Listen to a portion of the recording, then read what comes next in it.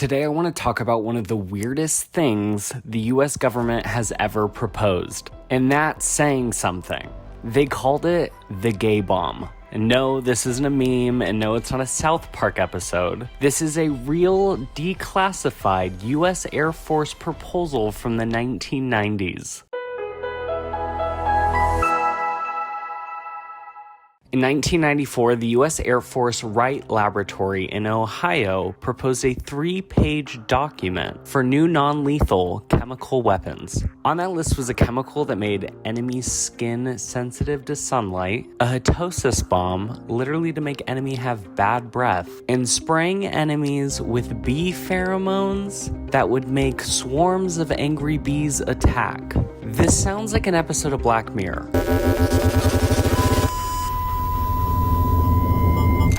But the star of the show, the aphrodisiac bomb, the gay bomb, that would cause homosexual behavior among enemy soldiers. That wasn't satire. That was a genuine proposal with a $7.5 million budget. Millions of dollars for what basically sounds like the rejected plotline to an Austin Powers film. Talking, if you just one time.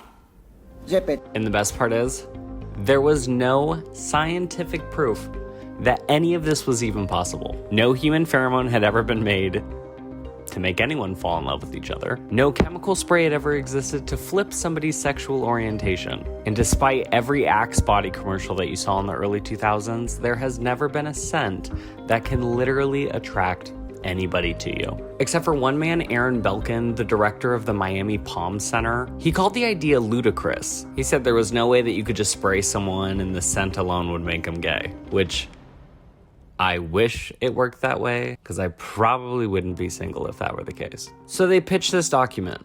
Does the Pentagon ever respond to it? Does it ever end up going through? The Pentagon never tried to build it. Obviously, it's a crazy idea. Who's going to try to build that? But years later, when the documents finally come out, nobody tried to deny it. They acknowledged that it was a real proposal. They claimed it as one of the many brainstormed ideas that never went anywhere. Basically, in government terms, yeah, we thought about it. We didn't take it there. No, please stop asking.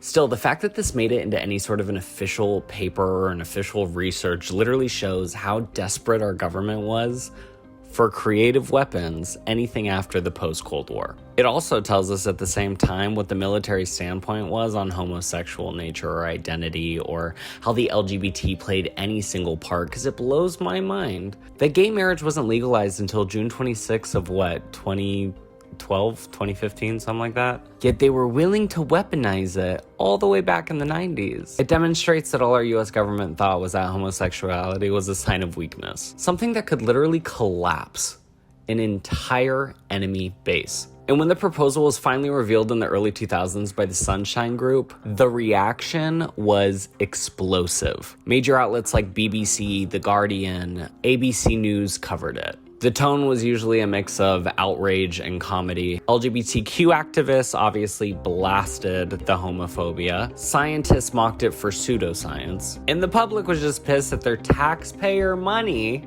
that's what it was getting spent on. One activist put it bluntly: you thought turning people gay would destroy an army, but gay people have been serving in the military for centuries. Imagine being so clueless that you just think that queerness is the ultimate weapon. And not the actual gays that are shooting the AK-47s, the M16s, rocket launches.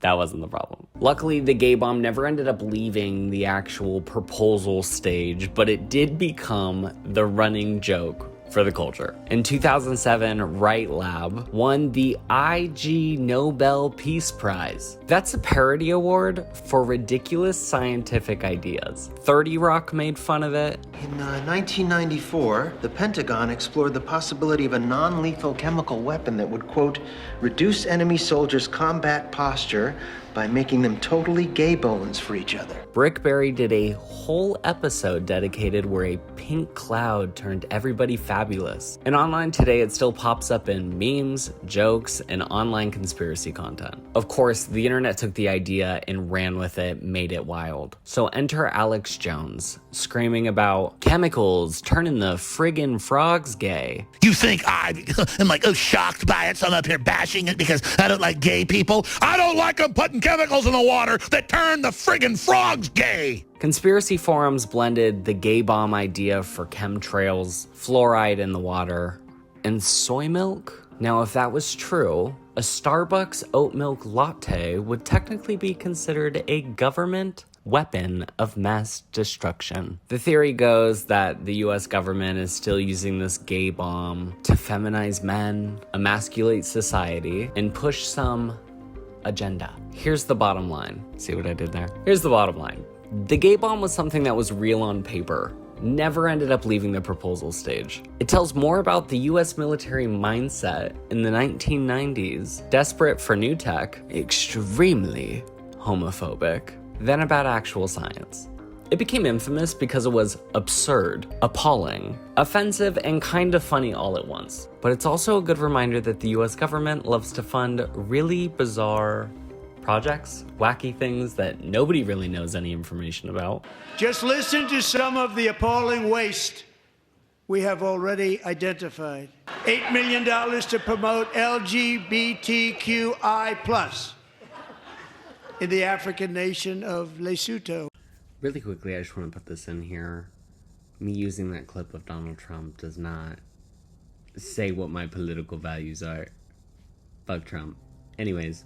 And they can carry cultural biases into a lot of our policies. So no, the gay bomb was never dropped, but in a way it still detonated in the culture, in the media, online, and living rent-free, in my head a majority of the time. So next time someone tells you, oh, my tax-paying money is going to something important, remember that in 1994, the US Air Force seriously considered war by turning the enemy gay with a $7.5 million budget, using basically a giant glorified aerosol can.